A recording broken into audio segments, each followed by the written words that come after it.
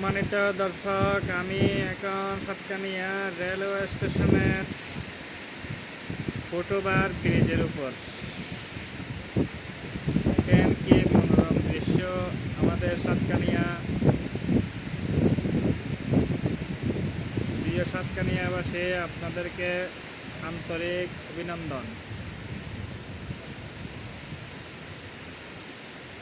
চট্টগ্রাম জেলার অন্তর্গত সাতকানিয়া থানা দোহাজারি হয়ে কক্সবাজার গুমদুম পর্যন্ত এই রেলওয়ে যাত্রা।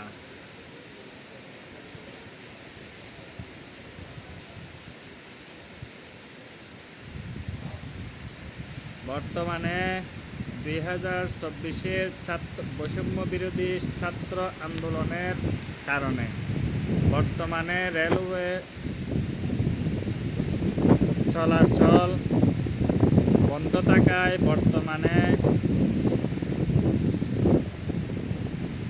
কোনো যাত্রী এখানে নাই।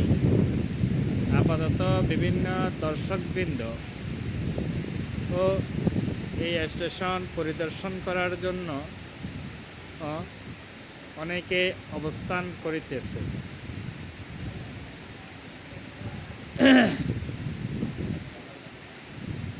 এই স্টেশনটা হওয়ার কারণে স্টেশনের আশেপাশে অনেকেই বিভিন্ন রকম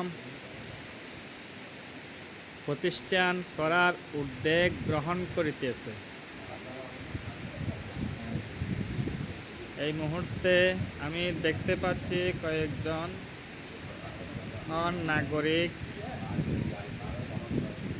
সুশীল সমাজ এর সম্মানিত ব্যক্তিগণ এই স্টেশন দেখতে এসে অনেক রকম পরিকল্পনা করিতেছে আমি শুনতে পাচ্ছি। সুতরাং আগামীতে এই স্টেশনকে কেন্দ্র করে বহু ধরনের উন্নয়নমূলক কার্যক্রম প্রতিষ্ঠিত হওয়ার আশঙ্কা বোধ করিতেছি। আমি এখন দর্শনার্থীর কয়েকজন মুরব্বী মহোদয়ের সাথে সাক্ষাৎ করব। আসসালামু আলাইকুম ওয়া রাহমাতুল্লাহ। আপনারা কেমন আছেন? ভালো। আপনাদের বাড়ি কোন জায়গায়? আমাদের বাড়ি সাতকানিয়া। সাতকানিয়া।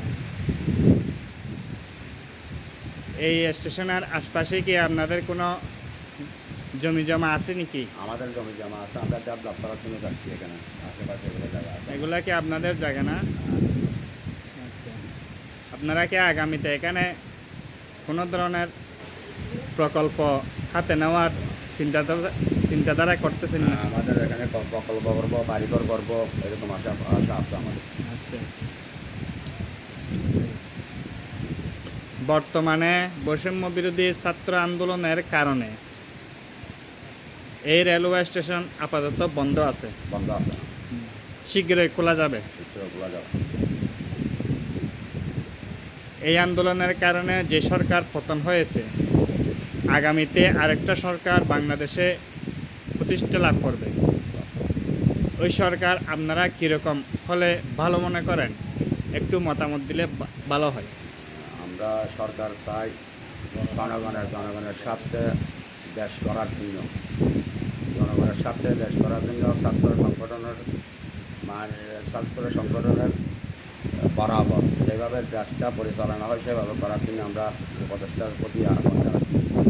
কোনো দলীয় প্রভাব কাটিয়ে এলাকায় বিশৃঙ্খলা সৃষ্টিকারী কোনো ধরনের ব্যক্তিকে আপনারা পছন্দ করেন কিনা? আমরা এরকম গণপছন্দের দেশের শান্তি চাই। আমাদের সাতকানিয়ার পরিস্থিতি মোটামুটি ভালো। আমাদের সাতকানিয়ার মধ্যে কোনো গ্যাদারিং নেই, কোনো ঝগড়াবাজি নেই। আমরা ভাই সব মিলে আছি।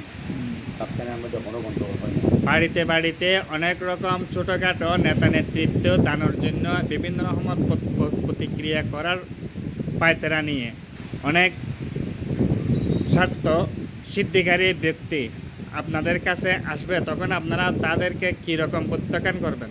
আমরা তাদেরকে আমরা এটা প্রতিবন্ধিত করব দেশের উন্নতির জন্য। তাদেরকে কোনো কাজ মানে ভাঙচুর এগুলো করতে দেব না। আচ্ছা। হ্যাঁ। সমাজে বিভিন্ন রকমের দখল প্রক্রিয়া নিয়ন্ত্রণের জন্য ছোটোখাটো অনেক নেতা নেত্রীর জন্ম নেয়। তাদেরকে আপনারা কী রকমের পছন্দ করবেন না প্রতিহত করবেন? আমরা প্রতিহত করব, অন্যায়ের বিরুদ্ধে প্রতিহত করব। আমরা দেশের শান্তি চাই। শান্তি একটা সরকার গঠন করলে 3 মাসের মধ্যে আমরা এটার মধ্যে ভালো মনে করি। আচ্ছা। 90 দিনের মধ্যে নতুন সরকারের ক্ষমতা হস্তান্তরের ব্যাপার নিয়ে আপনাদের সমর্থন কতটুকু? আমরা চাই একটা জনগণের স্বার্থে, ছাত্রদের স্বার্থে, দেশের স্বার্থে একটা ভালো সরকার গঠন করতে চাই। আগামীতে আপনাদের নির্বাচনটা কীরকম হলে আপনারা খুশি হবেন? আমরা চাই ভালো নির্বাচন। দেশের অনেক বছর ধরে নির্বাচনের থেকে লোকেরা প্রত্যাহার করছে। ভালো নির্বাচন চাই আমরা। 12 কোটি মানুষ সুস্থভাবে ভোট দিতে পারে, সেইভাবে শৃঙ্খলাভাবে ভোট করার জন্য আহ্বান জানাচ্ছি উপদেষ্টাদেরকে। বর্তমানে আপনারা সাধারণ জনগণ, নাগরিক নিজ নিজ অবস্থানে সচেতন চোখ রাখবেন তো? আমরা সচেতন আছি, সচেতন চোখ রাখবো ইনশাআল্লাহ। ইনশাআল্লাহ। আসসালামু আলাইকুম ওয়া রাহমাতুল্লাহ। সম্মানিত দর্শক, আমি অত্র প্রতিবেদনে সমাজের মুরব্বী, ছোটোখাটো ব্যবসায়ী, স্টেশনের মধ্যে দায়িত্ব পালনকারী অনেক ছাত্র, স্বেচ্ছাসেবক, বিভিন্ন সমবয়সীর লোকের সাথে যোগাযোগ এবং কথা বলে জানতে পেরেছি বাংলাদেশের সাধারণ জনগণের কথাকে ব্যতিক্রম করে অনেকেই বিগত সময়ে মিথ্যা প্রলোভন, মিথ্যা প্রতিশ্রুতি, মিথ্যা কথা যাহা শুনিয়েছেন তাহা সম্পূর্ণ কিছু জনগণ প্রত্যাখ্যান করেছে। আগামীতে জনগণ চায় সঠিক বক্তব্যের মাধ্যমে, সঠিক পরিকল্পনার মাধ্যমে, সঠিক প্রতিশ্রুতির মাধ্যমে সরকার জনগণের পরামর্শ মতে একটি সরকার গঠন করা হোক, এটাই জনগণের প্রতিশ্রুতি। আসসালামু আলাইকুম ওয়া রাহমাতুল্লাহ।